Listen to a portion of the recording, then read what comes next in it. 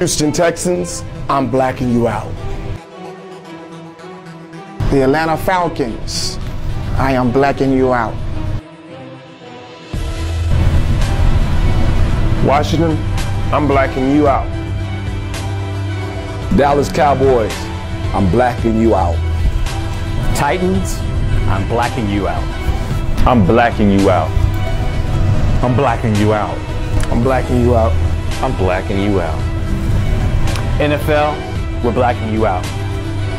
In 2016, NFL quarterback Colin Kaepernick engaged in a silent, non-violent protest.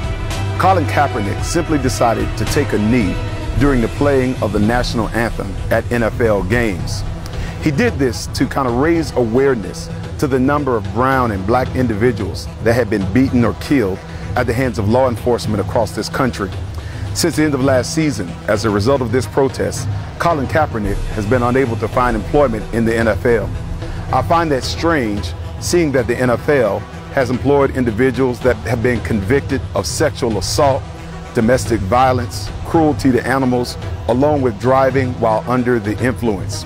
A number of NFL owners have come out and stated the reason they can't employ him is because of a fear of a backlash from sponsors or a certain segment of their fan base. And it's interesting that they've capitulated thus far to a certain segment of the fan base while fearing no backlash from the African American community. The African American community makes up 15% of the NFL's overall viewership. And I find it interesting that they've made the calculation that states that even though they're going to silence one who stood up for values that have meaning to us, they have an expectation that African Americans are still going to be there on opening day, watching and patronizing their product. My belief is simply this: if Colin Kaepernick was willing to take a stand for those of us who are non-celebrities that would have to interact with law enforcement on a day-to-day basis, if he's willing to take a knee for us, certainly we ought to take a stand and stand with him. I think it's important that we take some action steps. As long as Kaepernick is without a job, we refuse to watch the NFL, we refuse to purchase any NFL paraphernalia endorsed by the NFL, and we refuse to engage in fantasy football.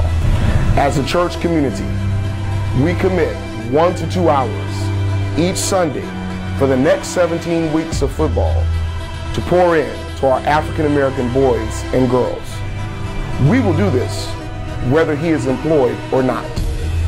Let's take the time that would normally be given to the NFL and give back to our boys and girls. Spread the word to other men that we speak the language that the NFL responds to: money. Let us make it clear that since our lives matter so little to them, their product will matter even less to us. We take a knee as Kaepernick did. We devote this season to prayer each morning, 6 a.m. for our youth, communities, local and government officials. This is not a boycott, but a man-cott, because this demonstration is not for boys, it's for men of strong conviction. Now, we want you to know this protest is not anti-flag because people of color love the Stars and Stripes. It is not anti-American because people of color have loved this country even when this country has not loved us back. And this protest is not anti-veteran because we support those who have made sacrifices so that our liberties have been secured. This protest is to ensure the rights of all Americans, regardless of color or creed, to be heard. Together we stand united against discrimination in all its forms. We're making a call to people of conscience, regardless of race, religion, or creed, who are able to recognize injustice and join us in this blackout. It is a call to all pastors, leaders, and churches, not just to look at what's happening as a black problem, but as an American problem. We black out hatred. We mourn for our brothers and sisters in Charlottesville, Virginia. We pray for the healing of that community, along with the healing of our nation. Up through 2014, the NFL had what they call blackout policies. When a stadium in a particular city had failed to sell out all of its tickets, they would black out the game so it couldn't be shown on that local market. They would force the fans to the stadium to buy the tickets. Today, we're forcing the hands of the NFL. We're saying that there are some values that we have that matter and they count. And so NFL, we want you to know that we're going to black you out. I'm making a call to pastors, leaders, my brothers, all people of conscience, regardless of your race or your background, to join us in this blackout. I want to be clear that I'm a football fan. I played it most of my life growing up, and there's rarely a Sunday that I've missed in my adult years. But there comes a point in time where I've got to prioritize my convictions more than my entertainment value. And let me be clear that this thing is bigger than Colin Kaepernick. He took a stand for an issue that's uniquely valuable to African Americans.